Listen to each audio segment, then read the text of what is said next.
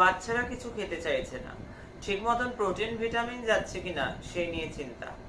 এই চিন্তাটা কিন্তু প্রত্যেক বাপ মারই, শুধু বাচ্চাদেরকে নিয়ে নয়, বড়দেরকে নিয়েও। আমি বলবো মেয়ে ছেলে প্রত্যেকে, ঘরের বউ থেকে, মা থেকে, মেয়ে থেকে, ছেলেরা থেকে, অফিস করছে, প্রত্যেকের উচিত প্রত্যেক দিন 2 চামচ করে প্রোটিন পাউডার।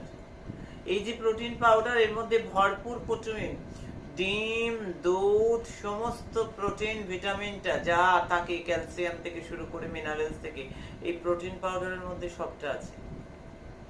সবটা আছে। যদি ডেইলি 2 চামচ প্রোটিন পাউডার খাওয়া যায়, তাহলে কিন্তু মানুষের শরীরটা তন্দুরস্ত থাকবে। বিশেষ করে বাচ্চা থেকে বড়রা, সমস্ত বয়সের বয়স্করা, যারা বাড়িতে ঘরকন্যা সামলাচ্ছে তাদেরও।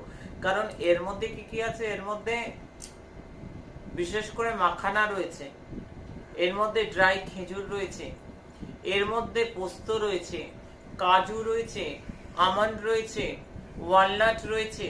এটা এত ভরপুর প্রোটিন ভিটামিন সমৃদ্ধ, যেটা মানুষের শরীরে মারাত্মকভাবে, বিশেষ করে পড়ুয়াদের, বিশেষ করে বাচ্চাদের, বিশেষ করে বড়দের হাড় ক্ষয় হয়ে যাওয়া, হাড়ের গ্রেস কমে যাওয়া, এগুলো যারা নিয়মিত খাবে তাদের হবে না।